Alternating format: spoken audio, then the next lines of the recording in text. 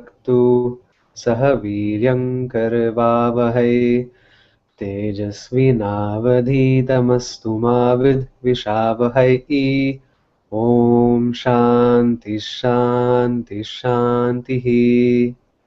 ॐ श्रुतिस्मृतिपुराणानाम् आलयं करुणालयं नमामि भगवत्पादं शङ्करं लोकशङ्करं शङ्करं शङ्कराचार्यं केशवं बादरायणं सूत्रभाष्यकृतौ वन्दे भगवन्तौ पुनः पुनः। ईश्वरो गुरुरात्मेति मूर्तिभेदविभागिने व्योमवद्व्याप्तदेहाय दक्षिणामूर्तये नमः. So, as we were discussing before the session, usually, oftentimes Swami Paramatmaji begins some of his talks with Dakshinamurti Dhyana Shloka.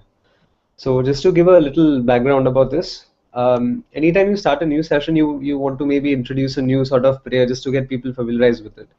So, the Dakshinamurti Stotram is a very powerful and meaningful prayer written by Sri Adi Shankaracharya, and it was written. Everybody knows that Shankaracharya ji wrote the seven. The Bhashas of the Mukhya Upanishads, the 10 or 11 Upanishads, which are called the Mukhya Upanishads. And in reality, there are about 108, 120 main Upanishads which are considered main. But there were even more before that. Some people say the number could also range up to 1,000. But what Shankaracharya did was he picked 10 of the most essential ones, which kind of covered the breadth of the entire, the teaching of the Vedanta. So he wrote a commentary on these 10 Upanishads, and he also wrote commentaries on the Bhagavad Gita and Vishnu Sahasranam and so on. So he's extremely well known, not as much as a writer, as much as a commentator. So anytime you say, you refer to Shankaracharya, you call him the Bhashyakara, right? The one who writes commentaries. You won't say that he was the author or the poet or whatever, though he's written so many stotras and stutis and prayer verse forms. So, Shankaracharya is very renowned as a Bhashyakara. In fact, when you talk about the Bhashyakara, you're always referring to Shankaracharya, or you're referring to Patanjali from of the Sanskrit fame, as opposed to Patanjali from the Yoga fame. So after out of all the commentaries that Sri Shankaracharya ji wrote, his most famous, well-known one is Brahma Sutra, the commentary on the Brahma Sutra called the Brahma Sutra Bhashya. And this is not only well-known because it is, it's a popular text, because the Gita would be a more popular text if you think about it. But the Brahma Sutra was the most logical treatise that was created at that time, and it was incredibly nuanced in its unfolding of Vedanta in a very logical fashion. So, Brahma Sutra was written by Shankaracharya, and after the Brahma Sutra, he wrote the Dakshinamurti Stotram. And so you can imagine how powerful and potent the Stotram must be. After having spent so much time on the Brahma Sutras, then he went on to write a Stotram about it, about the teachings of Vedanta. So the Dakshinamurti Stotram really accomplishes three things. The first is that it pays homage to the Guru. The second thing it does is it pays respect to Ishvara. And the third thing is it pays respect to the very self. And it shows how all three are nothing but the same. Essentially, the form of the self takes the form of the world. So before starting the Dakshinamurti Stotram, people usually chant the Dakshinamurti Dhyana Shlokas.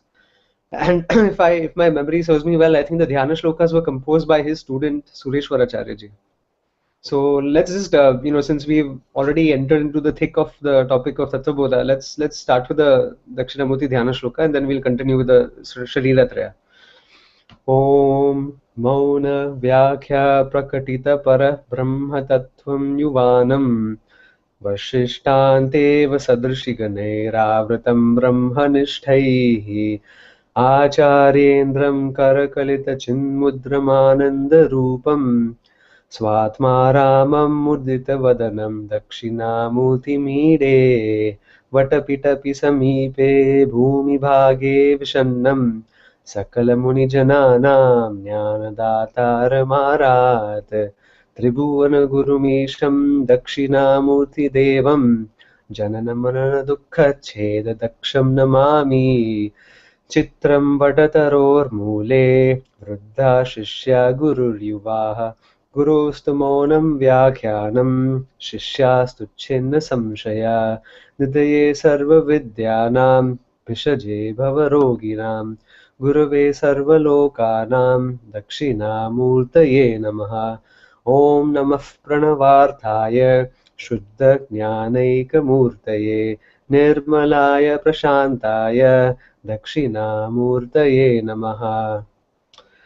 So, welcome again. This is, I believe, our 10th session on Dharmika Samvadaha, and today we'll be looking at the topic of Śarīra Traya. So, last time we covered Sadhana Chatushtaya, but after the session, Unnati and I were discussing a few things, and maybe there were a couple of things that we can just close some loose ends. So, just let's conclude a little bit on the Sadhana Chatushtaya, and then we'll move on to the next topic. So, I'm just sharing my screen over here for a moment.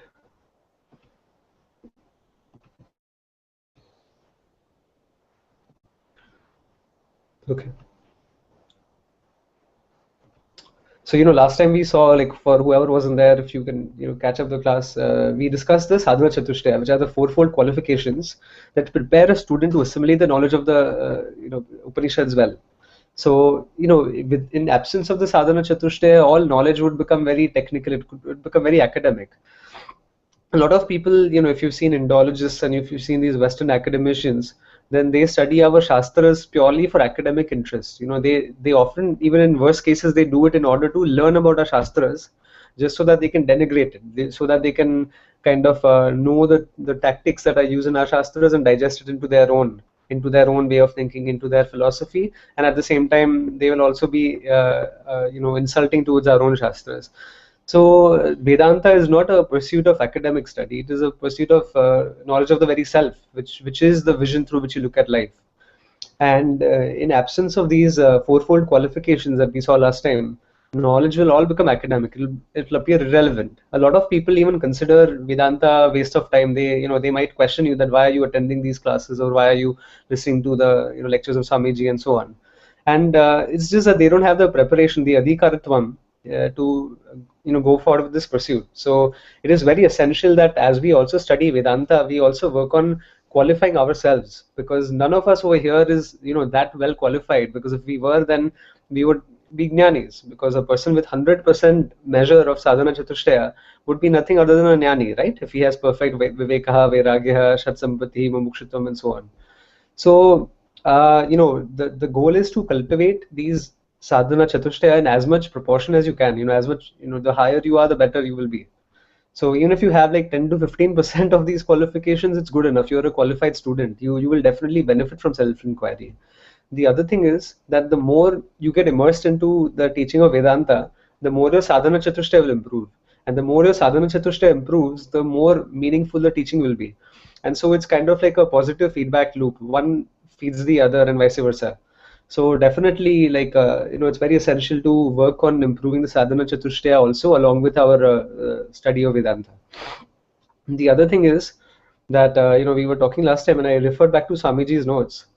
And if you can see, I've started color coding most of my slides, usually just so it becomes more understandable. So the three shaded in this brownish color, they are achieved through karma yoga. So if you live life through with an attitude of karma yoga, then you will work on qualifying your vivekaha, your vairagyaha, and your mumukshitvam. And if you focus on the various upasanas that we talked about, then you will improve your shat sampati. And so if you look at the trend that we are setting over here, karma yoga and upasana yoga put together leads to jnana yoga praptihi. Jnana yogyata praptihi. So yogyata means you're qualified, you're deserving, you're prepared. It's kind of pretty much like a qualification. So karma yoga and upasana yoga will prepare you for the intake of jnanam. So praptihi means to acquire, and yogyata means the preparedness. So it will prepare you to acquire knowledge. And once you're prepared to acquire knowledge, then you can pursue a path of jnana yoga. And through jnana yoga, of course, what you will achieve is jnanam. And jnanam is none other than moksha. So this is the journey of every sadhaka, that you grow through karmas, and it's not that you have to begin with one and then you end up in the other. It's all simultaneous, but this still shows you the life cycle of an ajnani. So, if you have to go up from the first floor to the third floor, you need to go through the second floor, right? So all of these are stepping stones, but at the same time, you will continuously work on all of these together. So there's no one instance in your life where you'll only focus on karma, and then one instance where you'll only focus on jnanam. What we are actually discussing here is karma yoga pradhanam and jnana yoga pradhanam. Pradhanam means the majority of it. So, the majority of one's pursuit in the beginning of their life should incline them towards karma yoga and also jnana yoga to a lesser extent. And as you go forward in life and as you age, your pursuit should steer you more and more towards jnanam, especially when you are, in the sannyasi phase, or if you're in the vanaprastha phase. So then karma yoga will always be there, but it'll take a secondary role. Your primary pursuit will be knowledge. So, this is something that ties loose ends up. Any questions on sadhana chatushtaya so far? Because I don't know if we're clear. Okay, if you can still elaborate on how Vivekaha Vairagyam is part of Karma Yoga, like Okay. how it can be qualified through Karma Yoga, it would be better. Okay. So, if we look at what karma yoga achieves, karma yoga is an attitude through which you look at the world around you, and through which you receive all the results, and through which you perform your actions. So as we spoke about that in great detail, I won't elaborate on karma yoga itself, but I'll show how it's related to the sadhana chatushtaya as Unnati is talking about. So if you have a very accepting attitude towards life, that whatever you receive, if a calamity arises in your family, you take it in good stead. You don't get overly depressed about it. You don't get hyper. So this just shows that you are very good and mature at receiving results, right? And you're also very good with performing actions. You don't perform actions because you like them, but you perform them out of duty, out of necessity, out of need. And so, you go about doing what is dharmic, and you also receive things in a very positive way. And so this is karma yoga in a nutshell. Now, if you look at, say, vivekaha is to discriminate between what is eternal and what is non-eternal. Automatically, when karma yoga has quelled your raga dveshas, right? So I guess we didn't touch upon this in detail, but ragas are attachments and dveshas are aversions.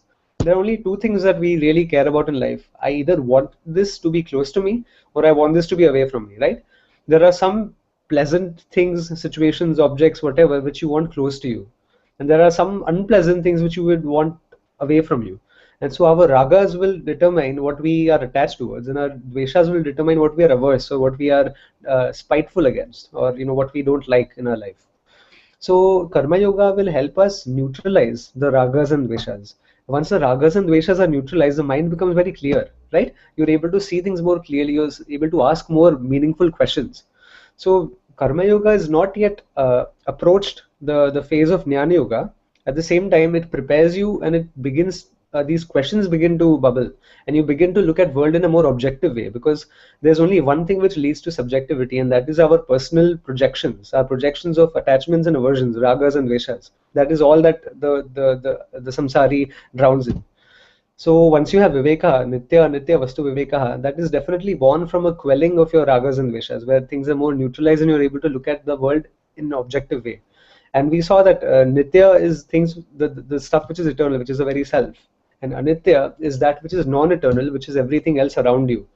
So the person who has satisfied his ragas and dveshas through a very karma yogic attitude, he is able to look at an object for what it is, which is an object, and he is able to also know that this is always going to change in time, and therefore I don't have any lasting attachment towards it, right? And so this immediately leads you towards vairagya, because as we spoke about last time, vairagya is not something that's separate from viveka.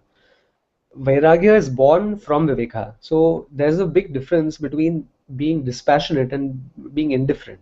If a person dislikes something and he's away from it, does not mean that he has vairagya towards it. It still means there is some raga, right? Vairagya means a freedom from raga. And ragas are attachments, but the other side of attachment is an aversion. So aversion is nothing but an attachment to be away from that situation.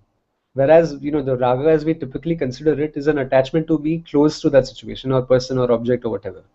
So vairagya is the absence of ragaha, and this absence of ragaha is not formed through aversion, but it is formed through this vivekaha. So if I know that the world around me is temporary, it is in a state of constant change, then my mind informs me that there is no use being attached to any of these things, because I know that they're going to change anyway. So what am I gaining from it? And so this automatically gives rise to a strong sense of vairagya, and which is born again from karma yoga. If you look at mumukshutvam again, leads from an inquiry. You look at the world around you and you experience that things are the way they are, but I'm still not feeling free. I'm not still feeling whole and complete. I still feel limited as an individual. So what is that really thing which I can acquire or understand or gain or whatever, which will lead me to ultimate freedom? And so, once your mind is rather satisfied and it is free to make these higher inquiries, then automatically mumukshutvam will come, right? Because the average person is so fraught with unhappiness and issues and problems and needs and wants and pursuits and likes and dislikes, that his whole world is kind of like crashing down upon him, and he has so many things to do. He's a doer. He continues to do, but not in a karma yogi way. He continues to do for self gratification, for satisfaction, for pleasing himself, for looking good in front of others, and so on. And so this kind of person is totally lost in samsara, and he does not really have the availability of mind or intellect to pursue higher inquiries. And so karma yoga automatically leads to mumukshutvam, and mumukshutvam is a desire to be free. Even a person who is a karma yogi, who has quelled his ragas and dveshas to a large extent, still does not feel free. He still feels limited because he's still identifying with his body, mind, sense complex. And so now his next question will be that how do I gain this freedom? And so that is where mumukshutvam arises from karma yoga. Now Shat Sampati, if you see, that arises again, as we said, Upasana yoga is nothing but karma yoga, but it's a specialized subset. And so upasanas deal with things such as meditation, focus, pranayama, japa, a very meaningful lifestyle. You integrate Ayurveda and yoga and all these things into your day-to-day ritual. So excuse me. So upasanas, if you look at the Shat Sampati, you have Shama, which is control of the mind, which you can acquire through meditation, through other things, right? Dhamma is again control of the organs. So if your mind is in control, then your sense organs will also be in control. Your organs of action will also be in control. Uparama is doing your duty. And so again, Uparama is kind of, it is Swadharma Anushtanam, it's described as. That is the definition. That you stick to your Swadharma. No matter what the consequence, you have to stick to your Swadharma. So, if you look at the freedom fighters that we had in India, they knew that our Swadharma right now is to fight against the Britishers, even if we have to lay down our lives, right? So the immediate consequence to themselves was not very favorable to them or their family, but they knew that this is a higher duty. My higher duty precedes over all my lesser duties. And so Uparama always takes the higher duty in consideration. And many times in life you will come across dharma sankatas, it's called. Different conflicts between lesser and higher dharmas. So Arjuna had one dharma sankata where he saw that there's a whole bunch of people in front of him who are his dear people. They are his family. They are his grandfather and cousins and so on.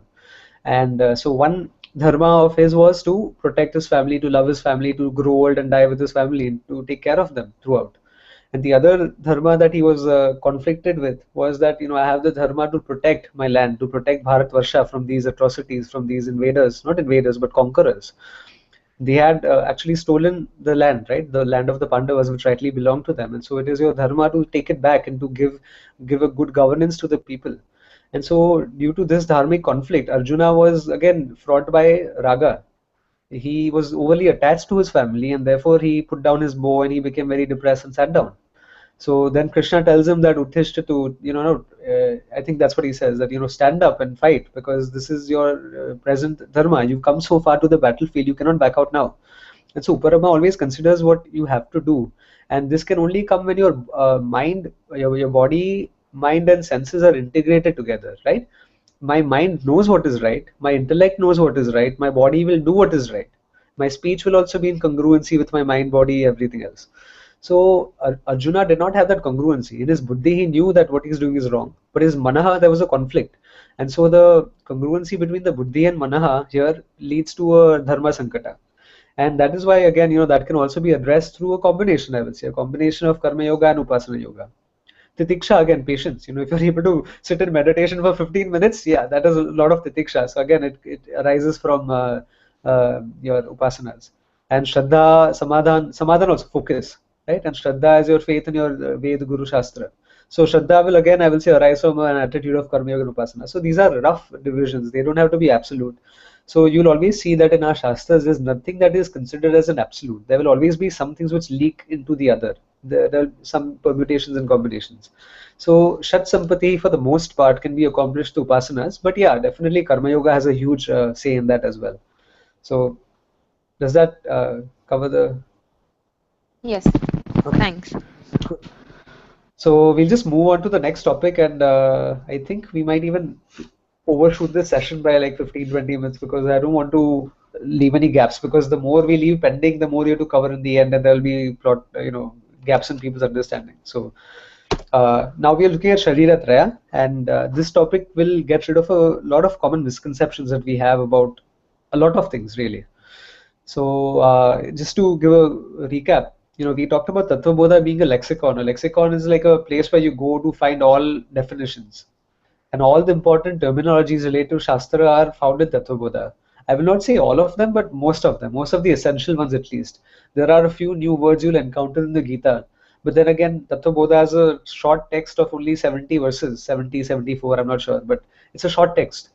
And so, whatever can be found is definitely packed very tightly to Tattva Bodha, and it is the most essential text to begin with for any student of Shastra.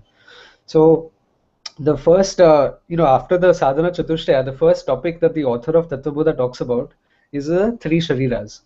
But before we go into that, I just want to mention that Tattva Bodha is in the form of prose, and it's dialogue between the Guru and the Shishya. The Shishya, that is, usually if you look at our Shastras, they all are in the form of a dialogue. Not all, but most of them. Like Gita is a dialogue, right, between Bhagwan and Arjuna. And the Upanishads are a dialogue between the Guru and the Shishyas. So similarly, this text is also in the form of a dialogue. And here the student is an exceptionally qualified student. He may not be a jnani, but he definitely has a lot of familiarity with these terms. And so the Shishya continues to ask, what does this mean? What does that mean? What is Śarīra? What is Avastha? What is this? What is that? And the Guru continues to give him replies. So this kind of gives you a background that, yeah, the Shishya may be a young person. He may not have heard all these terms a lot, but definitely in his friend circle, in his family, with the people he hangs out with, he may have come across these terminologies. And so now he's going to his Guru to clear these things. So, like for instance, he says, Śarīra kaha, like what are the three Shariras? And then the Guru starts giving the answer. So this is the way Tattva Bodha is set up. So here the definition of Śarīra is Śarīyate iti Śarīraha. So that which can be destroyed is the body. So usually when we think about body, we think about it in terms of like a human body, animal body, or whatever, right? But in reality, the technical definition is that whatever can be destroyed, that is the body. And so, with regards to the human being, with the individual, we have three types of bodies. In fact, all living beings have three types of bodies, but it may not be so evident to us, and that is why we require Shastra. The first, of course, we know is the physical body. Everybody is aware of that. Everybody sees other people having physical bodies, right? So there's no doubt about this. There's no Shastra required to know that everyone has a physical body, and that is the Sthula Śarīra. And the next two we have are the Sukshma Śarīra and the Karana Śarīra. So Sukshma Śarīra is the subtle body, and Karana Śarīra is the causal body. But before I describe these myself, would anyone like to take a shot at what they have come across with regards to these terms? Anybody studied Tattva Bodha?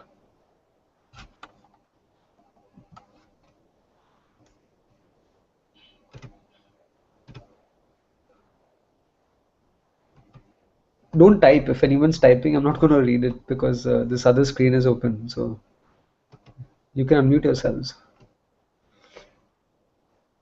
Okay, anyway, I'll... So that's a very complicated chart, but let's look in brief. There's a lot of misconception around this topic. First of all, can somebody answer what reincarnates? What takes rebirth out of these three Shariras? Sukshma Śarīra takes reincarnation. Yes, very good. And there's a common misunderstanding, right? A lot of people say that ये आत्मा चला गया, उसकी आत्मा को शांति मिले, उसकी आत्मा को शुभ गति हो जाए. So a lot of people have this wrong, very, very, very misleading idea that it is somehow the Atma that takes rebirth. that acha, this person dies, he's cremated, and his atma goes somewhere else to a different loka or a different body or whatever. This concept is the most misleading concept, which will totally throw a person's understanding from Shastra.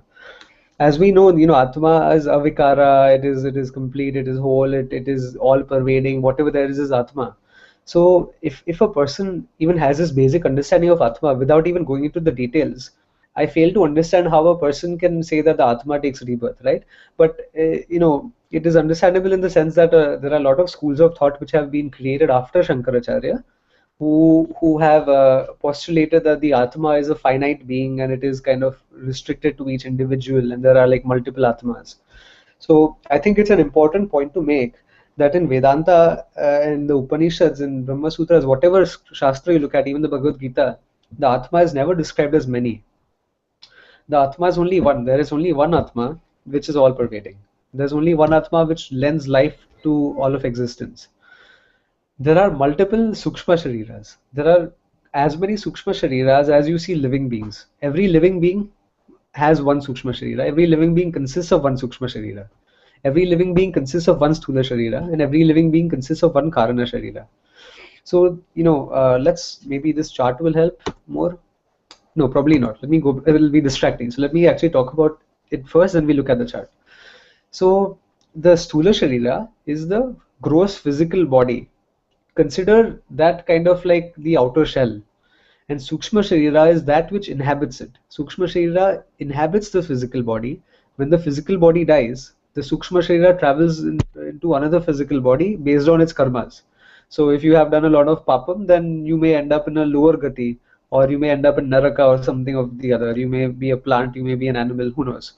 If you've done a lot of punya, you may be born as a human being, either as a manushya, either over here or in some other loka, or maybe even as a deva. If you're extremely lucky, you may be born as Brahmaji. But let's not go that far. So the physical bodies give shelter to the subtle body. The subtle body is what reincarnates. So every time a person dies and you cremate him, the subtle body is what travels. So this is a very important point, that Atma does not go anywhere, the subtle body goes. And this is called Sukshma Sharira. Now, you'll wonder why it's called a body. Whatever can be destroyed is the body. So the physical body can be destroyed, that is the body. The subtle body can also be destroyed. So, if you'll wonder that if you're reincarnating, then where is the destruction? We'll talk about that later. But yeah, the Sukshma Sharira also has an end. And the Karana Sharira is the causal body. If we don't want to complicate things a lot, you can consider Karana Sharira as none other than avidya. Karana Sharira is that which leads to the coming together of the Sthula and Sukshma, right? So if my Sukshma Sharira is supposed to travel and go to another Sthula Sharira, there's something which connects them together, which leads one to find the other, and which bring them together, and which give rise to a new individual or a new life. And so this Karana Sharira, all this data, or whatever you want to call it, I will not get too technical, but all of this is contained in the Karana Sharira. And the Karana Sharira is responsible, as it says, it's a causal body. It is responsible for the Sthula and Sukshma to come together. Sorry. Karana Sharira, the primary form. Hello? Yeah? Can you hear me? Yeah. Prashant bhai, Karana Sharira is a primary form of ignorance. Avidya, we can say. Yeah, so you can say that Karana Sharira is nothing other than avidya, but there are a lot of other implications also to it. So, if you look at avidya and you look at it as purely ignorance, then the question will be that how does ignorance give rise to another body, right? So there's not only ignorance, but I will say that a lot of other things are also a focus around the Karana Sharira, but ignorance is its main feature. It's of the nature of ignorance.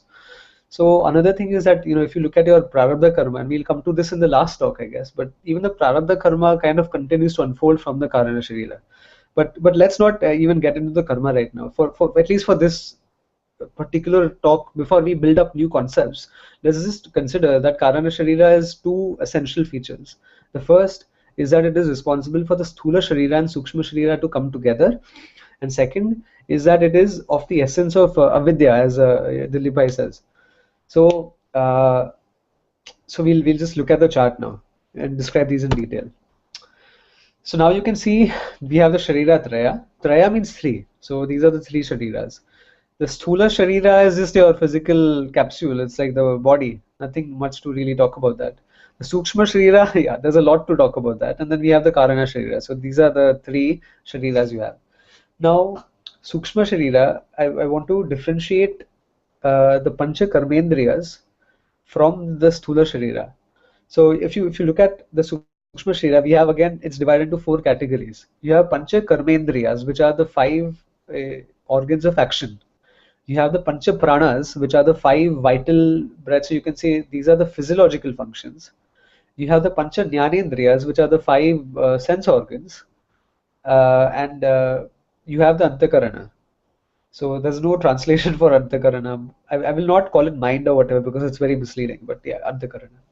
So let's look at the Sthula Sharira first, okay, just to understand the differences. The Sthula Sharira is a physical body. But now if you look at the Pancha Karmendriyas, you have Vak, Pani, Pad, Payuhu, Upastham. So Vak is the speech. Pani are the hands. Pad is the feet. Payuhu is the anus, and you have Upastham, which are the reproductive organs. So these are the five organs of action that every human body has, and you'll have some other creatures which may the organs of action will vary. But what is common between all living beings is that they all have all these five. So the plants may have a different way of performing actions, right? For example, the sunflower continues to face the sun, whichever direction the sun is, it will move along with the gradient in the sky. So that can also be looked upon as a karmendriya. So every jiva basically consists of these four things: pancha karmendriyas, pancha prana, pancha jnanendriyas, and antakarana. The vak that you have, the speech, is the organ of speech. But if you're talking about vak, you're only talking about the speech aspect. You're not talking about the mouth. So the mouth would be a part of the Sthula Sharira, correct? But here vak is the speech, the ability that is manifest from the Sthula Sharira organ of the mouth is the speech.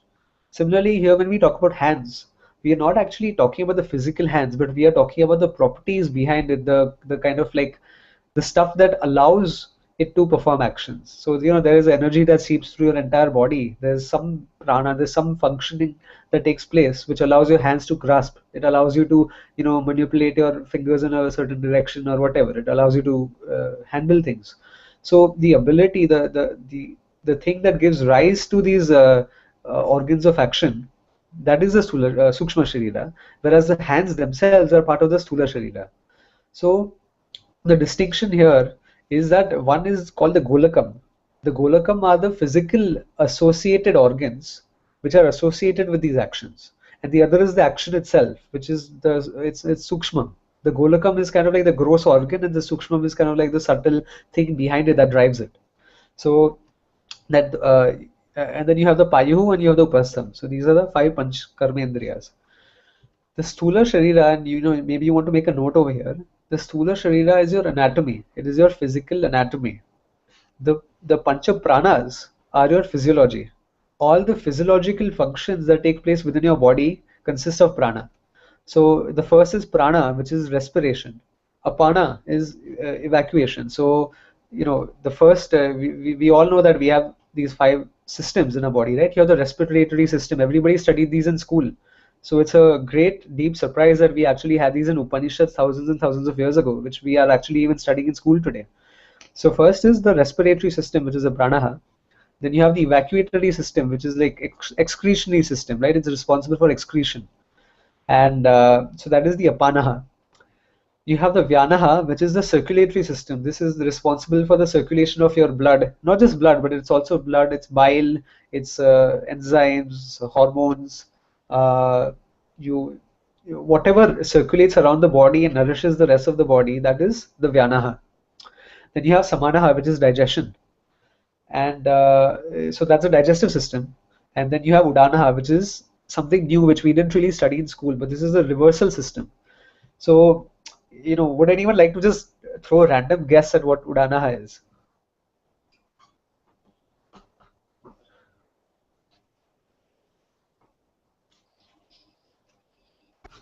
No idea. Just guess something. Be creative. It's a very neglected system, but okay, let's see this way. When a person's eyes water because something happens, or if they they are cutting onions, then the watering of the eyes is not really related to the other systems. It's kind of like a reflex action, right? Similarly, if a person, usually you breathe in, but if a person sneezes, if there's some allergen in the nose and they sneeze, or if they burp or whatever, anything that that is responsible for removing something from the body which does not belong there, that is the udanaha. That's like the reversal system. It's like the way for the body to correct itself. So whether it's the shedding of tears, which may, emotional, if you have an emotional build-up, then you'll shed tears. And if you have like some kind of allergy build-up in your nose, and you'll sneeze. And then if you have a lot of gas in your stomach, you'll burp. I don't know. So yeah, these are different things which are responsible, which the body is responsible for in order to manage it better. And so this all comes out of udanaha.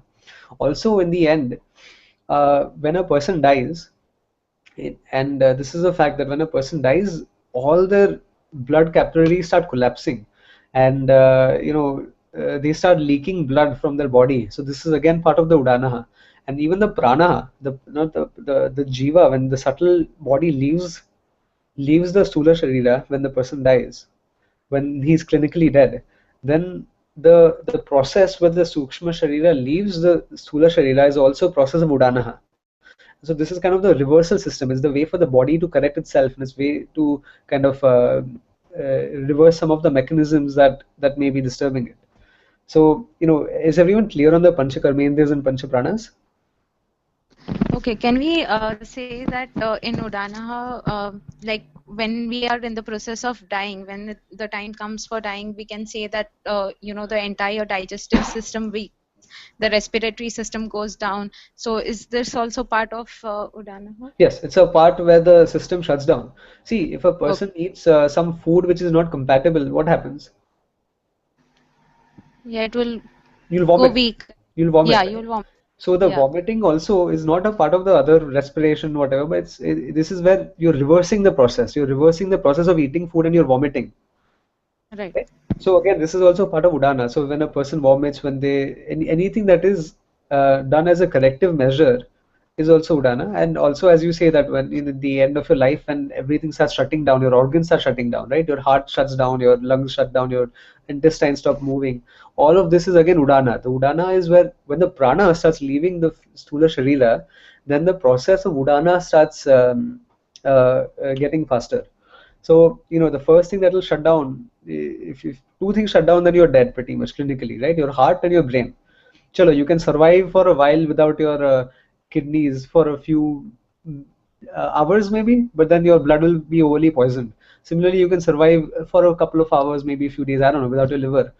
But ultimately, if your heart is collapsed and your brain has collapsed, then there's no place for the sukshma sharira to habitat the body, and so it leaves. And the way I look at it is that if you have a car, you crash your car a couple of times, that's fine. You can still drive it. It may be dented, the wheel may be turning slowly, out of proportion, the steering may be hard.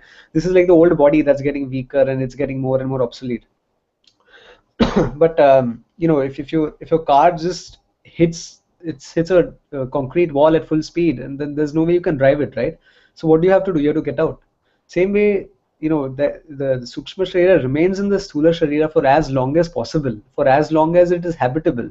But once the stula sharira decomposes to a level where it can no longer sustain the sukshma sharira, then the sukshma sharira leaves, and then it finds another stula sharira. So that is the same thing where udana takes place. You get out of the car. Pancha, if you look at the pancha jnanendriyas, again you have shabda, sparsha, rupa, rasa, and gandha. And I've actually put it in this order for a particular reason, but this is not the right day to cover it. We'll look at it when we look at manifestation.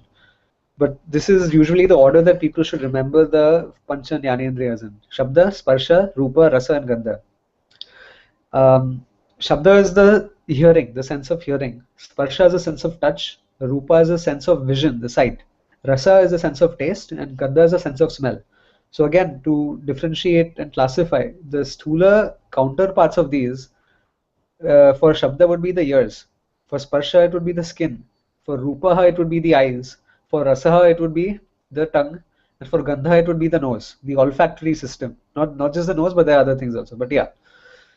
So now, you know, a lot of places, if you hear, people kind of teach wrongly when they say the eyes, the nose, the ears, and all of these things are part of the Jnanendriyas, but they are actually the Golakam. They are the physical counterparts. They are the physical, the Sthula counterparts of the senses behind it. So when we talk about the Sukshma Sharira, we are talking about the subtle aspects that drive it, right? So if you have eyes by themselves, let's say if there's a dead person and you open his eyes in a funeral, it's not going to see anything though the eyes are open. The light is entering the retina, it's hitting the back wall, and the optic nerve is carrying the signals to the brain, and the brain is projecting an image, right? And that's why you see pictures. In fact, just a little trivia: whenever you see things outside, the image that you see is inverted, right? Because whenever you have a lens and whenever you have a small pinhole, which is the iris or the pupil, the image that falls on the back of your retina, that is inverted. But your brain is so smart, because we've evolved and because we've experienced the world in certain way, that it inverts the image again in the brain, and so everything that you see is sida. It is like very straight. It's not inverted. But actually, the image falls as inverted. The brain does another thing which inverts the inverted image. But all of this is not possible without the Sukshma Sharira. The Sthula Sharira, even if there's a brain, but the Sukshma Sharira is gone, then the image is going to fall, but who's going to see it? There's nobody to see it, there's nobody to witness it, right? And so the eyes by themselves are useless without the sense of sight, and the ears are useless without the sense of hearing. The senses that are behind are all part of the Sukshma Sharira, whereas the physical aspects are all part of the Sthula Sharira. Any questions here?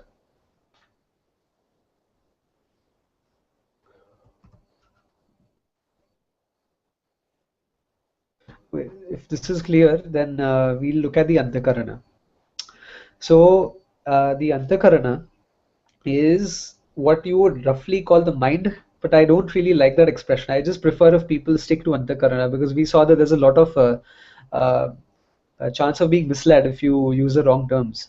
And so let's understand all of these terms just for what they are. And the Antakarana is the aspect which you would commonly know, which is responsible for thinking, for thoughts. So the Manaha is responsible for the emotions and the feelings. The Buddhi is responsible for, it's the logical, rational intellect, the thinking mind, the calculating mind, the analytical mind. So this is the Buddhi. The I spelled Chittani wrong.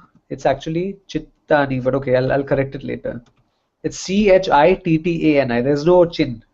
So yeah. So the Chittani is responsible for memories. So, you know, anytime you recollect something, you're invoking a memory from the past. It's stored into your mind and you're again like playing it back. So this playback function, that is the Chittani. And Ahamkara is not, as people say, the ego or whatever. I actually completely despise these translations because they lead to so many negative connotations. If a person says Ahamkara is ego, the first thing that you will hear is, oh, we should kill the ego. You know, we should not be egoistic. We should remove the ego. Ahamkara is simply the identifier, the one that gives a sense of identity to you. So what you identify with is the Ahamkara, right? You may, I know what you identified, we'll see in the next class, but you identify with your physical body, with your mind, with the world around you, with your family, with your friends, whatever. So all of these things which build an identity, a sense of doership and a sense of enjoyership, that is the Ahamkara. So ahamkara is not something to be destroyed at all. In fact, you should not even think about it. These four things you have, mana, buddhi, chittani, ahamkara, they all work together. They are all interdependent on each other, and they all help you lead through life in a very happy way. The key thing over here is that the buddhi, the intellect, must be the decision-making faculty, and everything else should be supportive of it. So, you know, an example you can think of is that, let's say if you want to, if you're diabetic, and somebody brings this, you know, nice looking, tasty Black Forest cake in front of you, and your mouth starts watering, and you feel very tempted to eat it, right? So this temptation and everything that arises is part of the manaha. It is the emotional faculty which is more instinctive. And then you have something at the back of your mind which says that nay, nay, nay, you should not do this. You know, this will make you sick, and then you'll have to go to the doctor and so on. And so the buddhi is the logical, the rational mind which informs you. It tells you that this is right and that is wrong. It gives you that vivekaha between dharma and adharma. So even for nitya and anitya vastu, the buddhi is the one that's responsible for that vivekaha. That this is eternal, this is non-eternal, this is dharmic, this is adharmic. So whatever makes these decisions, these moral judgments and so on, that is a buddhi. and a person whose buddhi and manaha are in line with each other is a happy person. But a person whose buddhi and manaha are at odds with each other is a very conflicted person. He's a very broken up person, because there's something that he always wants which he knows is not right, and so he's always fighting this internal battle with himself. And so, Krishna Bhagavan also, as we spoke about last time, right, that he says that the buddhi is the charioteer, and the buddhi has to control the reins of the chariot to tug on the senses, which are the horses, and the horses will pull the carriage, which is the body. And so, as long as the buddhi is in control, your life will always be a very smooth and comfortable life. But once your manaha takes over the control, then you'll always live a life of conflict, and you'll always be in a dharma sankata. So the antakarana is all of these four faculties. Now, is manaha completely useless? No, not really. If you're appreciating a fine work of art, or if you're listening to some very beautiful music, and you're appreciating photography and all these things, they make life more beautiful, they make it more meaningful, right? So the manaha definitely has its place, but only when the manaha starts wanting, desiring, doing things in a direction which is adharmic, then the buddhi has to come and leash it. It has to like tie it up. Okay, no, you have to come back. You're going too far. There's a little bit of leeway that we have to give the manaha, but we should not let it wander away too far. Like, if you have a cow, you'll let it eat some grass, but you'll make sure that it stays on that same farm, right? There's a threshold beyond which you should not let it cross. So let's say you feel tempted to eat a certain food. Nothing wrong in eating that. It's good. Sometimes you have to overcome the temptations by fulfilling them, and sometimes you have to understand that, okay, this temptation is bad for me and therefore I should give it up. And so that constant struggle between the buddhi and manaha should not be there for a person who gets more and more acquainted with Vedanta, because as his vivekaha develops, as his vairagya develops, then the manaha and buddhi become more in line with each other. So that is how the antakarana works. And yeah, so Chittani again, it holds aspects of both manaha and buddhi, because if I ask you to recall the sweetest childhood memory that you had, then you'll have one certain memory which will give rise to an emotional sense, right? And now if you are giving an exam and I ask you to recall the Pythagoras theorem, then again that is related to the buddhi, where the logical rational mind invokes a memory. So the Chittani is kind of like a combination of both manaha and buddhi. Any doubts here, or anything we'd like to discuss? All these are part of Sukshma Shariram, right? Yes. All the four things. Mana, buddhi. Yeah, 19 components. So, and I'm glad you brought this up, because one more point I'd forgotten. The thing that that passes on is really the antakarana, right? The antakarana aspect of the Sukshma Śarīra is what passes on to the next physical body. The manaha, the buddhi, the chittani, ahamkara. I don't want anyone to look at these as four separate things. They are only one. It is the antakarana. Think of it as a role that you play, right? Sometime you are a daughter, sometime you are a wife, sometime you are a child, whatever, like different roles that you have. So these are again four different roles of the antakarana. The manaha, buddhi, chittani, and ahamkara are the four roles that the antakarana plays. They are not four separate parts that make up the antakarana, because as we spoke about in Vedanta earlier, things are ultimately on the deeper level. As you see, they are all united, right, in their own swarupa. So here also, when we divide things into categories, make sure that you look at things as more continuous. They should not be seen as discrete, because the moment you start looking at life and concepts and ideas as discrete, it will be very hard to connect them together. But when you start looking at things as more continuous and more free flowing like water, then you will be able to kind of like create a model to suit your need. They'll be very fluid and very dynamic, and then you'll be able to mold them to your own personal needs. So these are again the four roles, the mana, buddhi, ahankara, chittani, of the antakarana. But the antakarana is only one. It does not have like four parts inside it. And so when the Sukshma Śarīra reincarnates, when it takes Punarjanam, you'll wonder that how do the speech and the Pancha Pranas and the Jnanendriyas, how do they go to another body, right? They don't. So the right hand side, the antakarana that you see, that is the main component, the main aspect of Sukshma Śarīra. But when the Sukshma Śarīra is in combination with the Sthula Śarīra, then you have these three also coming into the picture. Is this clear so far? So you cannot have Pancha Karmendriyas unless there's a Sthula Śarīra to which you can manifest. You cannot have pancha pranas unless there's a stula sharira through which it can manifest, and there cannot be pancha jnanendriyas unless there's a stula sharira to manifest. But the antakarana by itself does not require the stula sharira. The antakarana expresses through the stula sharira, and so when the sukshma sharira and the stula sharira come together, then you have something that you call a living being. When there's only a stula sharira, then you have something called a corpse, dead body. And when you have only the sukshma sharira, you have something called a ghost. No, I'm just joking. But the sukshma sharira is just a by itself, it is not of any use, and therefore it requires the stula sharira in order to live out its karma. And by the way, we don't talk about ghosts or anything. So. And sometimes the sukshma sharira, as you said, it trickles down into the next generation. Like when you reincarnate, it passes on. So what happens when in this lifetime the stula sharira becomes weak? Okay, so eyes become weak. Sometimes your memory also fades, and your intellect also goes down. So what happens then? What happens to the sukshma? Yeah, what happens to the sukshma for this lifetime? So is it like it will definitely reincarnate and go into the next janma? I'm sorry, I don't understand. So, so the person, you're saying the person becomes weak, the ears fail, the eyes fail. Yeah. But then, how do you relate it to reincarnate?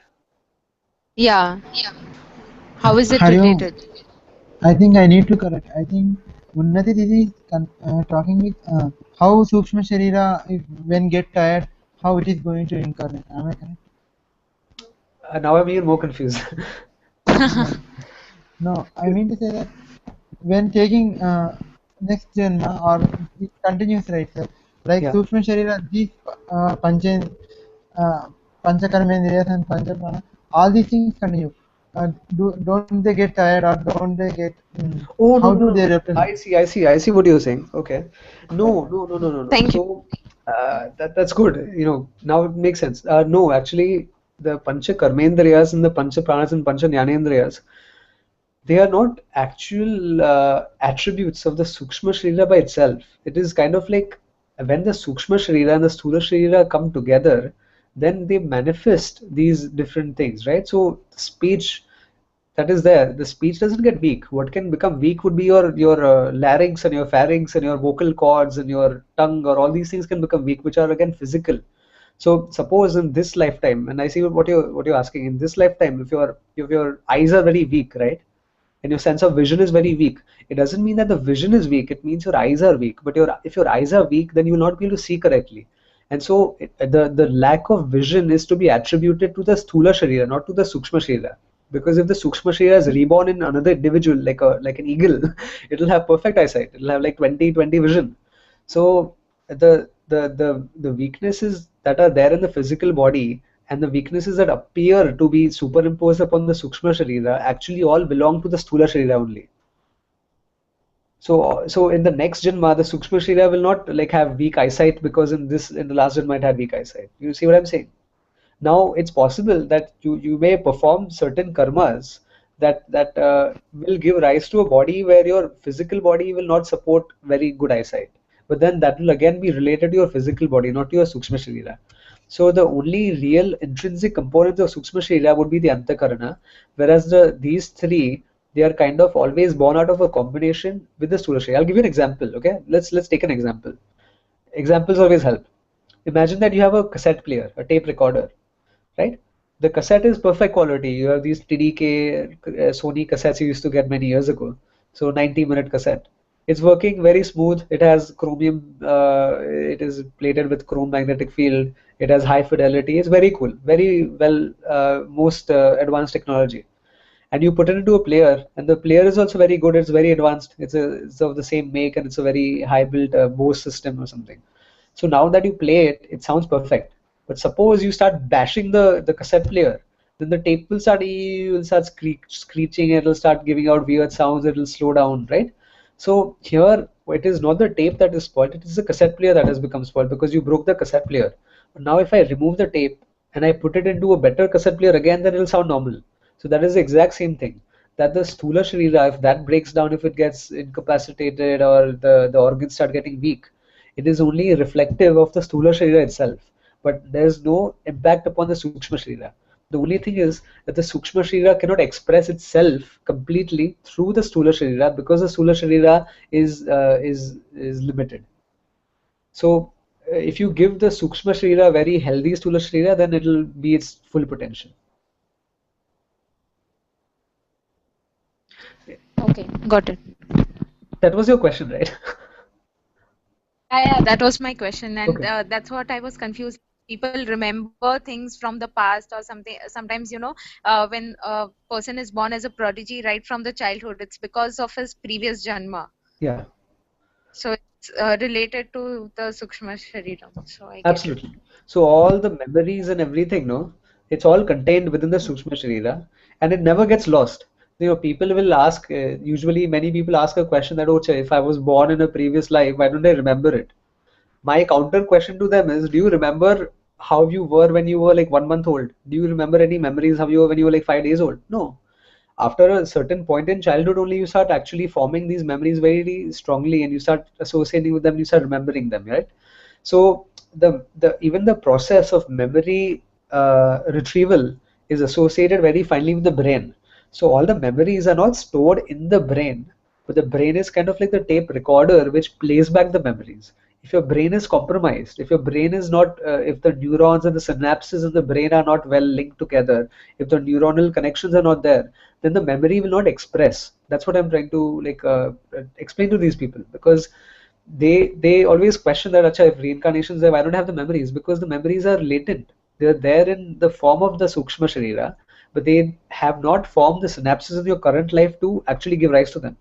But at the same time, if this has been done, there's a lot of evidence for it. I will not dismiss this at all, because I know cases personally where there was a guy who had a very high fever, like 3, 4 degrees or whatever, and he was speaking in a different language that he had never heard. Suddenly he was just mumbling. He was like at the verge of his death or whatever, and this was in the village that my grandmother was actually telling me about, that he started talking in a South Indian language in Gujarat, and though he had never left the village. And so these things are there, that sometimes you never know when that obstruction is taken away and then these memories start manifesting. But for the most part, we only recollect things which we actively think about, right? You never recollect your childhood as you were 1 year old, because you never really consciously thought about it, and therefore that memory became latent. There's no neural connections which are responsible for bringing it forth. But if you think about something very often, then it comes to the top of your mind. It becomes part of your day-to-day, what do you say? It's not subconscious, but it's kind of like at the top of your consciousness. And these other memories which are there, which are stored over countless lifetimes, they are all subconscious. There are so many examples in the Shastras where suddenly there's an epiphany that takes place in a person's life, an event. Maybe he sees something that he remembers that I've seen this earlier, and then he gets jolted by it, and then suddenly he remembers, oh, this is what I was in the previous lifetime, right? So sometimes you need that push. Sometimes you need that kind of what do you call it? You need that familiar situation which will help you recall. But in absence of such familiar situations, there's no way you can recall your previous lifetime. And the other thing is that Pujya Swamiji says it's a blessing of Ishvara that we don't recall our previous lifetimes, because the mind and the body and the Jagat and everything is designed in such a way, it is manifested in such a beautiful way, that we are only focused on our current lifetime, and we have already so much baggage, right? We have so many relationships to take care of. Imagine if you could look back like 1,000 janmas and you had 1,000, 2,000 parents, and you had 10,000 children. It would drive you crazy. The human brain is not built to have such confusions. So imagine if you remembered 1,000 ways in which you died. Your whole day, your mind will be flooded with memories. And so it's a good thing. It's a blessing that we only remember this janma. But at the same time, it's an indisputable fact that punarjanma takes place. And usually people who are against it are these so-called Indian rationals. In fact, the staunchest, the most acerbic and acrid atheists in the entire world are found in India. Especially these people who consider themselves very logical and rational, because they don't have that much rationality. They just think they do, but they're informed by Western memes and Western norms. If you look at reincarnation, the Western world does not believe in it. They believe that you're born once, and whatever crimes or good things you commit, if you accept Jesus, then you'll go to heaven. If you don't, then you'll go to hell. That kind of attitude they have. And they also believe in permanent heaven and hell. They don't talk about reincarnation. My open question, and I've never got a good answer for this, My open question has been that you guys are so familiar with the concept of conservation of matter, conservation of energy, right? That nothing can be created or destroyed. But somehow you guys hold a different standard when it comes to life. You think that life has a beginning and life has an end, and it can be destroyed and it can be born. So why don't you hold the same standard there? It's a universal law that there's nothing in existence which can be created or destroyed. It only changes forms. Same way, the Sukshma Sharira also changes its forms. It changes its means of expression. So over there, they say, "Acha, we don't accept it. It's okay. We don't have evidence for it." You don't have evidence for it simply because you don't have the organs to see it. If 100 years back I asked a person, "Do you believe in radio waves?" They'll say, "No, what is that? We don't believe in it." Why? Because I've not seen it. I can't hear it. I can't taste it. I can't sense it. If your entire perception of the world is only related to your 5 sense organs, then you'll be the most deprived person in this world, because there are so many other means of knowledge which you're not tapping into. Afterwards, if you look at it, when the radio was invented by Marconi in, I don't know, 1900 something. So radio signals are all around us, right? There's actually music everywhere, but then you need a device that plays it. And when that device, the antenna, captures the radio waves and it plays the music, then you know, acha, there's music everywhere. I just couldn't hear it. Why? Because you're not equipped with the sense organs to play radio waves. You're equipped with the sense organs to see visible light. Radio waves and visible light are the same, right? In truth, they are called electromagnetic waves. The lowest wavelength is radio waves, and then you go higher, and then you go to microwaves. From microwaves, you go to infrared. From infrared, you go to visible light, which is the Vibgyor, red, orange, yellow, whatever. And then after that, you go to ultraviolet, and then you go to X-rays, and then you go to gamma rays. So this is the entire spectrum of light that we have in the entire universe. And the only small light that we can see is the visible light, a very narrow strip of the entire wavelength of light that is there. So if a person completely relies on his sense organs only to establish truth about the universe, then he is missing out the entire universe, because the majority of things that you are not able to see are the things that exist. There is some new study that is done. You see the universe around you, right? And you see matter. There's something called dark energy and there's something called dark matter. All the visible matter that is there in the universe only comprises of 4% of all the total matter that you cannot see. Yes. Dark matter consists of 24% of all matter, and dark energy consists of nearly like 72%. So only 4% of all the matter that is there is the stuff that you can actually touch and see and whatever, play around with. But most of the matter, the stuff, I'm not talking about empty space, I'm talking about matter itself. Most of the matter is matter which you cannot touch, like dark matter. So, there's a lot that we don't know, and a lot of time when these atheists and rationals say that reincarnation is a stupid idea and doesn't make sense, it just shows that we are ignorantly relying upon our pancha jnanendriyas alone. But there's pramana that we have, which is called Shabda Pramana in Shastra, and we should also start relying on that. So, sorry, I went on a long rant about my objections. But anyway, is this topic clear? Then we'll just yeah. I have a doubt. Yeah. Is Pancha Prana an interface between Sukshma and Sthula? I mean, what is the interface between Sukshma Sharira and the Sthula Sharira? So good question. The subtlest level, when a person dies, what is the first thing you say? Uske pran chale gaye, right? His prana went away. So and here we are actually referring to the udana, the reversal cycle where the prana leaves the body. So when the Sthula Sharira, we looked at it, is the anatomy, right? The anatomy, the physical body. The Sukshma Sharira is the subtle body, but what connects the subtle body, the mind, and the anatomy together is the physiological functions, right? So, and I'm glad you brought this up, because sometimes I forget to talk about topics. Over here, okay, I'll give you an example. When you're upset, when you're depressed, that has to do with antakarana, correct? And when you're physically, there's something wrong with the body, that has to do with the Sthula Sharira. What connects the Sthula Sharira and the antakarana together is the prana. That is why when you are very upset, then what happens to your pranas? You start breathing very, very heavily, right? You'll start huffing and puffing. When you're very angry at someone, then your breathing will also become very fast. And what happens when you're very calm? Your breathing will slow down. It'll become very, very, very natural and very deep. So when your antakarana is disturbed, your prana will change. Now, what happens if you run 10 kilometers your prana will change. Again, you'll be breathing very, very fast and very heavily, right? So your pancha pranas are the connecting link between. Actually, it's a connecting link between the sukshma and the stula. So that's why if you're very upset, what is the first thing that the yogi will tell you? Breathe deeply, breathe slowly, and then you'll calm down, right? So your breathing will calm your mind. At the same time, if you breathe deeply and you breathe slowly after running, then what will happen? It will calm your body also, because whatever physical exertion you've done, that will also become more relaxed. And so the prana is the connecting link between the stula and the sukshma, and then everything else kind of like forms interlinks between it. Look at it like the Iron Man suit. Has anyone seen the movie? Sorry, bringing this up. It's very random, but when he gets into the suit, all these connecting links are formed, right? All the stuff, it snaps on his wrist and it snaps over his head and all whatever, right? So the first connecting links between the sukshma and the stula would be the pancha pranas, and everything else is kind of like expressed through it. So the wiring, you can say, the prana, the physiological functions are like the wiring that connect the sukshma and stula together, whereas the anatomy is the outer case and the antakarana is like the inner essence of everything. Is that clear? Yes, thank you. See. So now we'll quickly wrap up. I realize we are extending, but then I said we would. So now we just look at a chart of these three shariras. So let's look at stula. Like, what is the visibility of the stula sharira? I can see it, right? Everybody can see their own stula sharira, and it's also visible to other people.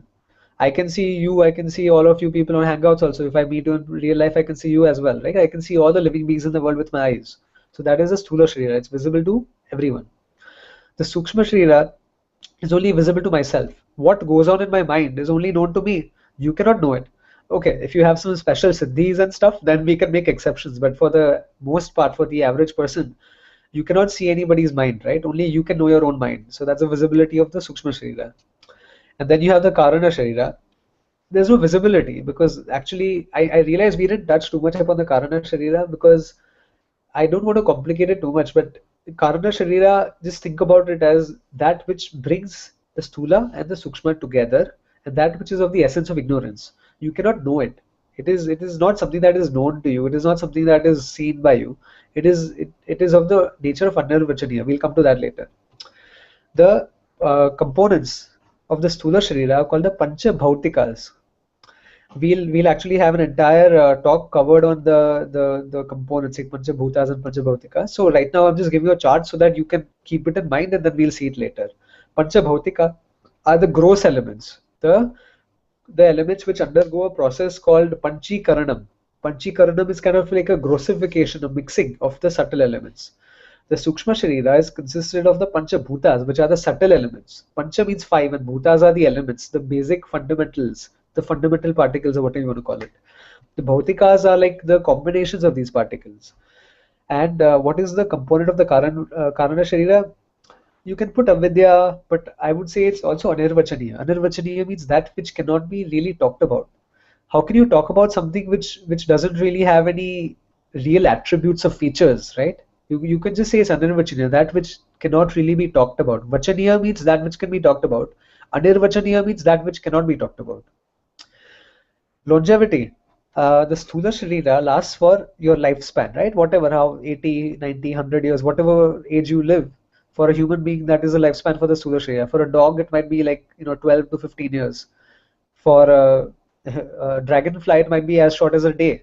Some microbes live for like as long as a few minutes.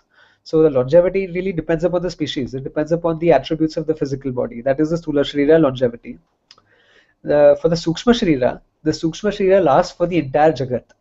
One jagat means the age of the universe, basically. I don't like the word universe because I don't know if there's only one. There could be multiverses, there could be parallel universes. We don't know all those things. So I prefer saying jagat. Jagat consists of everything that is there out there. Whatever is there is jagat.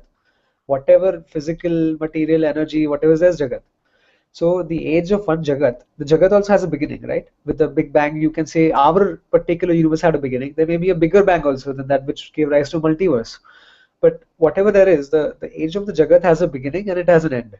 And the lifespan of the sukshma sharira is the length of this jagat, the length of how long a jagat lasts.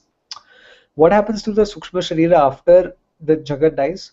After the jagat is unmanifest? Can anyone venture a guess? It is in potential form mostly. Perfect. Excellent. And so it goes back into potential form. So let's think about what happens if that is not the case. Suppose my Sukshma Sharira, the Jagat is ending, this is the last day of the universe, and I also die along with the universe. Now, if my Sukshma Sharira dies completely, then it's gone, right? There's no coming back. In the next Jagat, how will I know what karmas that I had to outlive that was still left, whatever karmic debt I had to still pay? There's no way to account for that.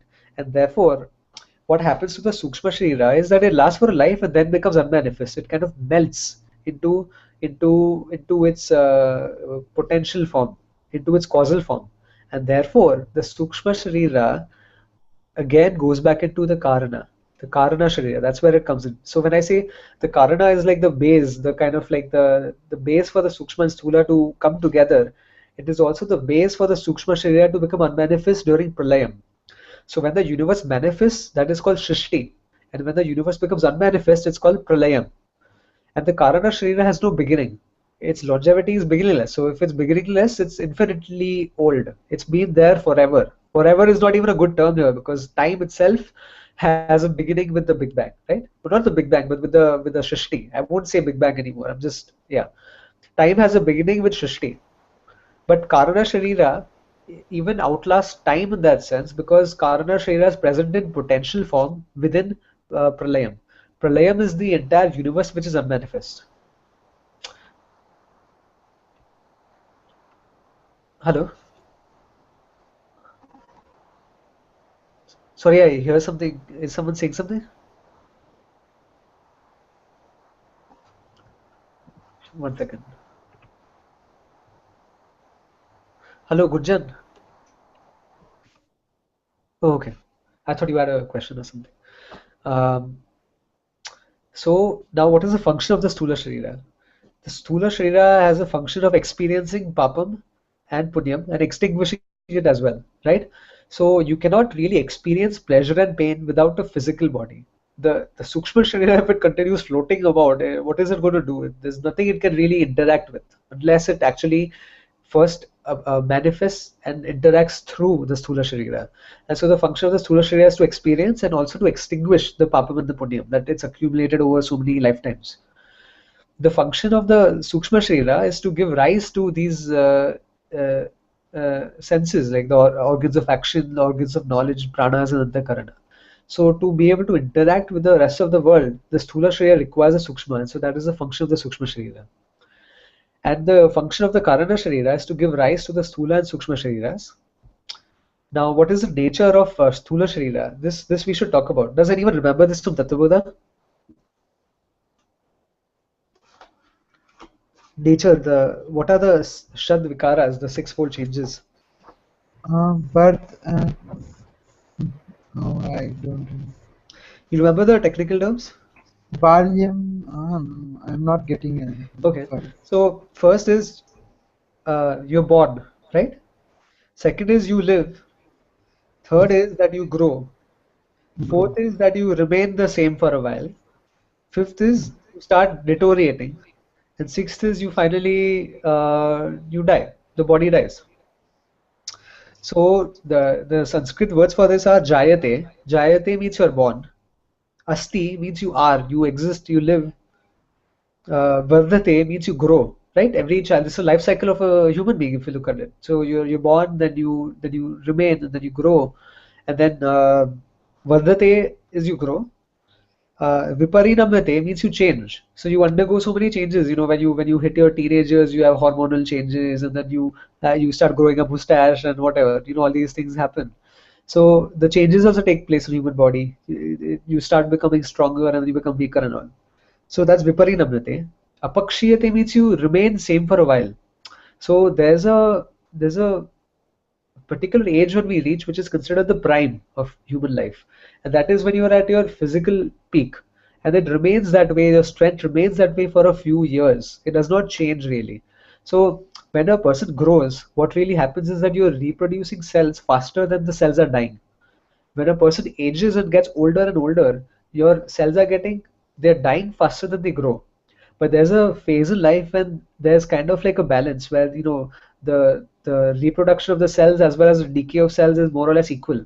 So that is kind of like between the ages of in your 20s till like you're 35 or whatever, and then again you start getting old after that age. So that is the apakshiyate. No. That's viparinamate. And then finally you have vinashyati, which is you die. You said a vinash. Vinash means the destruction. So the body is finally destroyed, and that's vinashyati. So these are the 6 changes of the sthula sharira. The nature of the sukshma sharira here is rebirth. It doesn't change really, right, by itself. It may accumulate new memories, it may accumulate new karmas or whatever, but it does not really change other than that. Its primary thing is to take rebirth. And Karana Sharira, the nature, the Rupaha, the Swarupaha here is avidya. It is of the nature of ignorance. And here, especially, we are referring to self-ignorance, but we'll come to that in much more detail afterwards. So, are these Shariras clear so far? Yeah, I have a question. Yeah. So when we say that the longevity of the Sukshma Sharir is the age of the Jagat, and we say that moksha is when you are free from the cycle of birth and death. So what happens to the Sukshma Sharir once you've achieved moksha? Okay. So as we've noticed, every person that dies, at least in our tradition, is cremated. So you cremate the body, and so what happens to the sthula sharira is that the elements get disintegrated and they go back into the universe where they came from, right? The body, it's vaporized, it goes back to the air, and whatever remains ash, it goes back into the ground, into the river, whatever. So it kind of gets vaporized and it decomposes and it undergoes these changes. Similarly, for a jnani, okay, we're not talking about the regular person, but for the jnani, the sukshma sharira, as we talked about, it is bound together by what? Karana and sthula. Sorry, Yeah. So the karana bounds together the sukshma and sthula. But for the karana we talked about is of the nature of avidya, of nature of ignorance. For the jnani, what happens? The ignorance dies. The self-ignorance, the ignorance of the self is gone. And therefore, the karana sharira, the main aspect, the swarupa of the karana sharira is destroyed. And therefore, there's nothing that's responsible for the sthula and sukshma to come together anymore, right? If I'm an ajnani, then my sthula and sukshma will keep coming together because there's karana sharira. But when the karana sharira is destroyed, then what happens is that the sthula is gone, it's burnt up, it's cremated like every ordinary person. But the sukshma also dissolves into the subtle universe. The sthula sharira dissolves into the gross physical universe, and the sukshma sharira dissolves into the subtle universe. And Karana Sharira is already gone. Karana Sharira is ignorance, and ignorance goes away with what? Knowledge, right?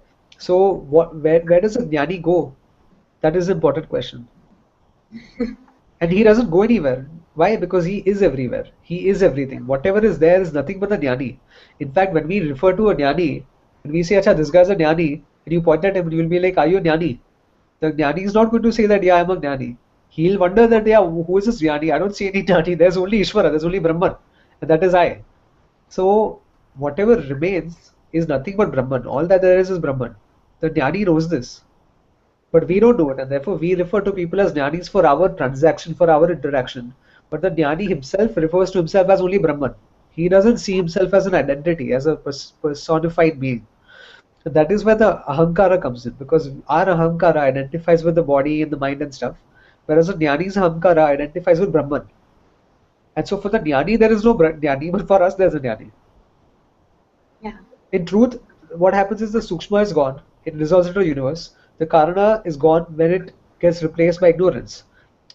The knowledge that I am Brahman replaces the ignorance that I am all of these other things. And so what dies is the avidya. The atma avidya is gone. The brahma avidya is gone. It's replaced by brahma vidya. When the avidya goes away, the karana sharira loses its grasp. There's nothing that glues together. So it's like the fevicol that brings together Sthula and Sukshma. But the fevicol is gone, and therefore the Sukshma also dissolves into the universe. And now when you think about the jnani is everywhere. There's nothing other than the jnani. And so the Sukshma Sharira of the jnani that was there before he became the jnani is gone into the universe. But the Sukshma Shariras of all the other jivas continue to remain.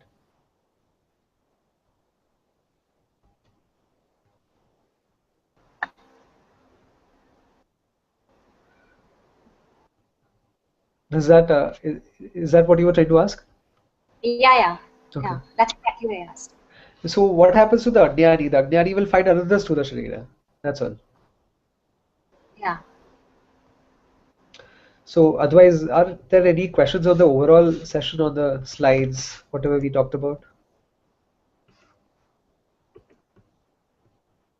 Otherwise, we'll wrap up and convene next time. In fact, wait, Smita ji had sent me a couple of questions. She said that she couldn't attend, but she sent a few questions in. So I thought I'll read that out.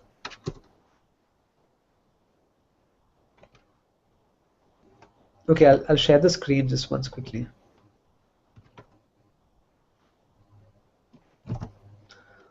Are you all able to see the screen?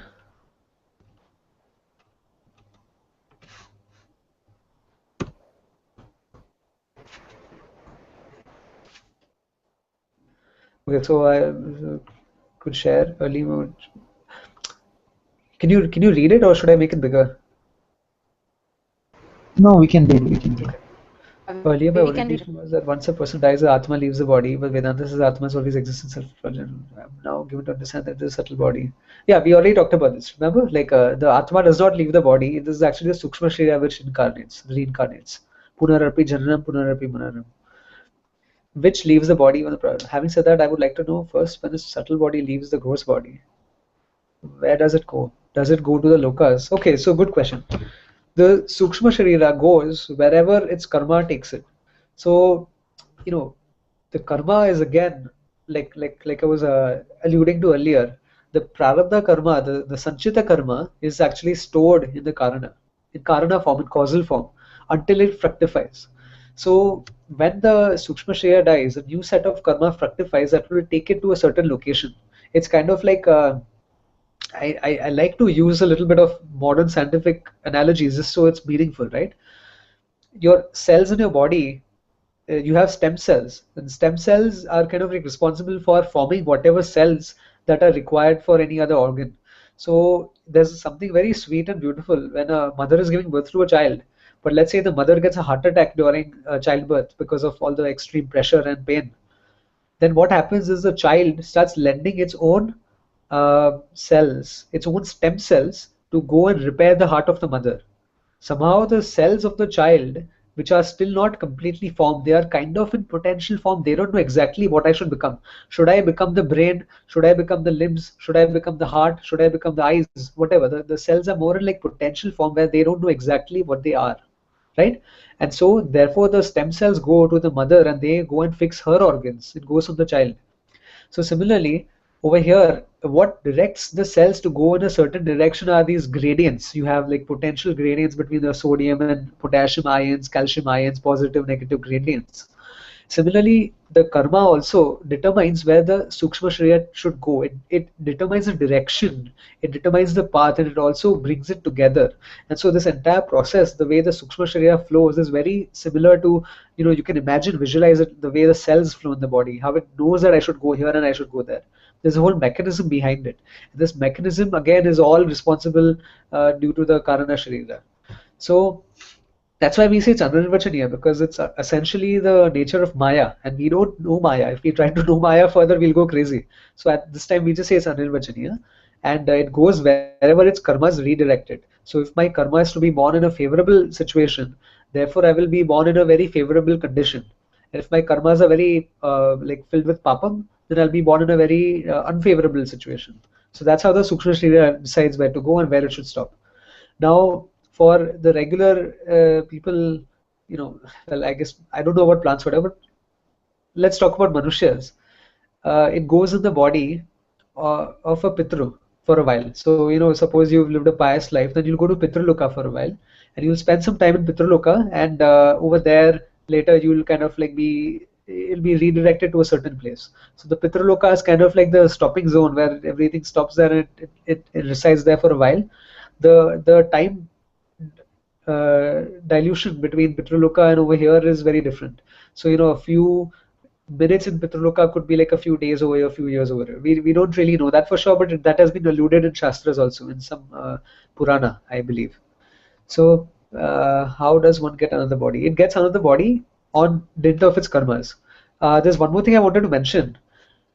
usually when something leaves the body, you'll think that acha, the person dies here, the physical body dies over here, and then it gets reincarnated in another place afterwards, right? But the leaving of the Sukshma Sharira is like a caterpillar. It's described in the Upanishads.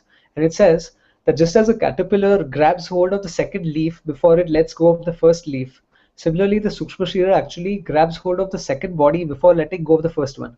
And once it grabs hold of that body, then it lets go of the previous one.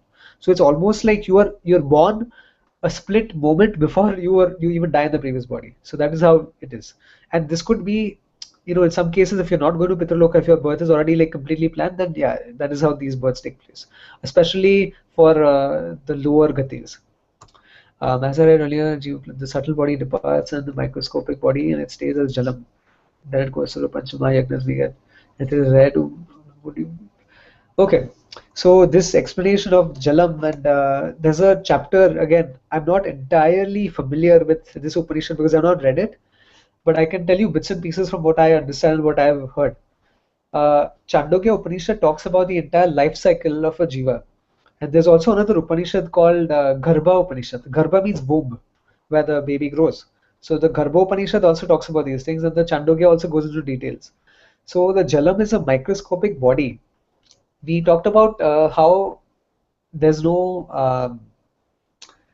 way for the Sukshma Sharira to manifest without the Sthula Sharira, right? So one second, I'll just, yeah. So the Sukshma Sharira, before it goes to another Sthula Sharira, it is present in a form called Jalam. Jalam is a microscopic body. I don't know if it's microscopic or whatever, but it's a special kind of a very tiny body where it kind of uses as a vehicle to go from one place to the other. And so the vehicle was also born again due to its own karmas, right? The physical body that you have today is called karma janya. It is born of your karmas. It is born of your punya, actually. The fact that you're born as a human being is because of your extreme amount of punya that you have accumulated. Similarly, the small amount of karma goes also into creating this body called jalam. And the jalam is what transports the Sukshma Sharira from one plane to the other plane. And this is mentioned in the Upanishads, but I can't really share the details more since I have not studied it. So, yeah, that covers the question. Any other doubts so far? Or is there something you like? Oh yeah, I want to discuss one thing. Glad I remembered. So after the last session, Unnati and I sat together. We were just talking about what we can do as a group, like some kind of activity. So far, we've like covered a lot of topics, a lot of concepts, right from the beginning of the first session. So what I propose is that when we conclude all 16 sessions, then we should have one discussion where everybody connects whatever topics they can together. So, what have we done? We've done Purusharthas and Shastras and all of the topics we've done together. Try to link them to each other because I've done that and everything is relevant. Every topic connects to the other and you can create linkages. So you can create maybe like a PowerPoint thing out of it, or you can maybe create Venn diagrams or whatever way that you can think of. Try to model everything together so that you are able to connect all the concepts and create a mind map out of it. So do you understand what I'm talking about? Then we can, after everybody does it, they can on the last session before we begin, you guys can all email me your copy, whether you scan it or you do it on your computer, whatever, and then we'll actually go through everybody's presentation for that mind map where they're connecting all the concepts on one page. Okay, so basically it should be a visual representation of the entire theme, right? So the entire Tattva Bodha you are talking, or just the things, last 8 classes which we did before sadhana? So the way I would really put it is, at least the way I would do it, would be first you link the first 8 together, the first 8 topics, then you link the next 8 topics together, and you see if the first 8 connect with the next 8. It may be a very difficult connection to make between the first 8 and the next 8. Definitely the first 8 topics will all connect together, definitely. And the next 8 topics will also all connect together. But now you have to see how they connect with each other. And for whoever has studied a little bit of SQL coding, you have table joins. So you have to decide what topic is responsible for joining the two together. So, connect this from that and join on so-and-so metrics. Sorry for whoever's not... Okay. Yeah, but if see, there's another option also. Like if people have not done that, like if they are not very techno savvy, they can really jot down on paper. Like they can draw on an A4 sheet or something, take a piece of paper and start connecting. So it's not necessary that it should be a PowerPoint or a computer based thing. Yeah, whatever is a person's strength, they should use that. So if a person's good with technical skills, you can make a Visio presentation. If a person wants to Right. do it on paper, do it on paper, take a scan, send it to us, send it to me by email, and then we'll show everybody's stuff, and then we'll go over it piece by piece. And this will be a very good exercise because it will show us first of all how much we know, right? How much all of us know and how much we've understood. Maybe there's some gap in a person's understanding, including my understanding, where we can actually kind of theorize and we can discuss and we can connect more ideas together. And we can all learn from each other and we can all learn different ways that people have assimilated. So this will be a very good group exercise and we can maybe use like 2 sessions for this. One session for intro and one session for Tattva Bodha.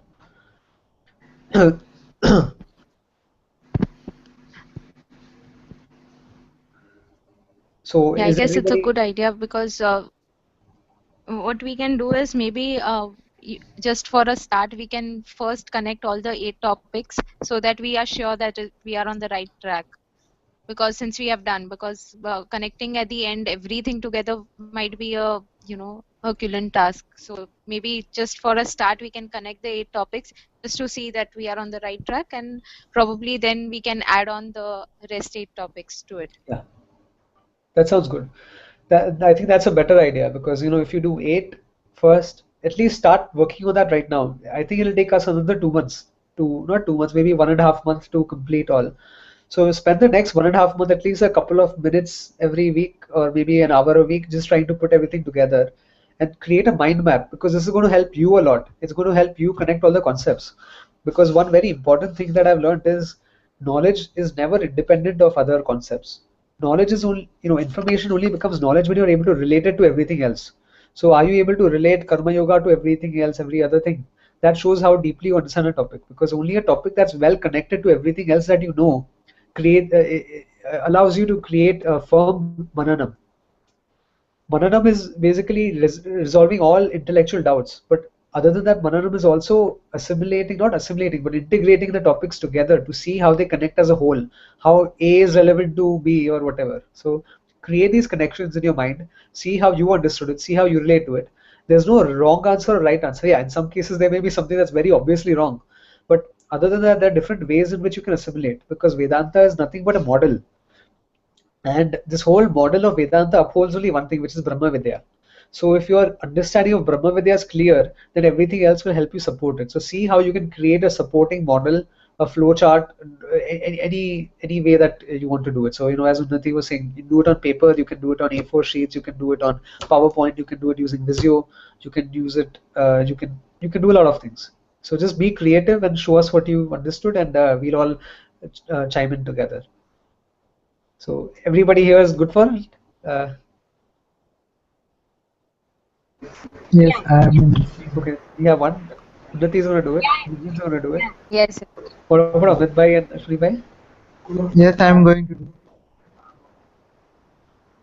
Okay, so I hope to see everyone do it. Excellent. So just start and I'll also give you the date when we can do it. Let's see. Today is the 29th. Next week is the 6th. So next week will be 11th talk. Today was 10th, 11th, 12th, 13th, 14th, 15th, 16th, 17th. It'll be like 17th of Jan. So there's a lot of time. Just write it down so that you know. And please send me the stuff one day in advance, one entire day in advance, not like 10 minutes before the session, because I want to put it together in one PowerPoint so that everybody can see it. Yeah, So, I have a request. yeah. Could you share this presentation with us? Presentation that we study. Yeah, definitely. You want me to send it right now? It's still incomplete. Means, or do you want me to send it after the topics? Yeah, if you send it after the topics, it's okay. But I should send it now, right? So you guys can start kind of putting it together, right? Whichever way. We have all the intro to Vedanta topics in there already. So let me send those. The first 8 topics. Start working on that, and then after we complete this, then I'll send the next 8 topics. So I'll actually, good you reminded me. Let me see if I can send you all here only. Okay, I'll email it. Sure. Cool. So thanks. That's a good suggestion.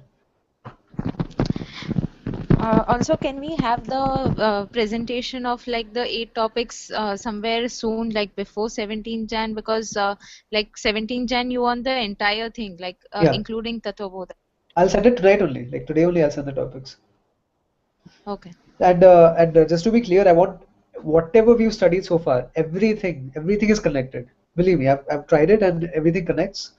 So don't skip any topic. You know, if you wonder that how is Purushartha connected with Karma Yoga, yeah, everything is connected. So every topic connects to the other. You just have to create the different connections. You have to see how they connect in your mind, and also be ready with a lot of questions. So suppose you are working on it this week, and next week, you know, there's something that's holding you up. You're not able to understand how one thing connects. Discuss it. I'll give you all the tips. I'll give you all the pointers. Discuss it and try to make the best presentation. Discuss it with each other also if you can. Like, you know, suppose Dilip Bhai doesn't know something or Amit Bhai doesn't know, whatever. You guys can discuss with each other and you can see, you can be creative. So this will be a very good opportunity to do a lot of group mananam, like satsanga. Yeah, it's fun, right? This is like a very, it's like, it's the only assignment you ever want to do. If I Yeah, I had guess knowledge it's like this, should not be really good at it. So I guess it's a good way to assimilate and see whether we are following whatever we have learned till now. So yeah, I guess it's a good exercise to yes. put forth. And you know, we can share this with the larger group also, because I guess maybe if you are aware or not, we have 700-800 people on the mailing list for Vedanta, and we have over 25,000 people in the Bhagavad Gita study group on Facebook. So I'll post it there and I'll share it with all our other satsangis also. So that way more and more people can be involved. And once all these sessions are over, you know, I'll take Gurjitji's suggestion, as she mentioned last time, that we can go over some of the prayers. So we'll start learning the Shanti mantras and the Vishnu Sahasranam and all of these things. But we'll do all that after the 16 sessions. So anyways, thank you all for attending, and we've already like crossed 1 hour 40 minutes. So I'll just close off with the same Dakshinamurti Dhyana Shloka. Or yeah, let's close off with a Shanti mantra for now. Om Purnamadah Purnamidam Purnat Purnamudachyate Purnasya Purnamadaya Purnamevavashishyate. Om Shanti Shanti Shanti. Hari Om Shri Gurubhyo Namaha. Hari Om. So it's here.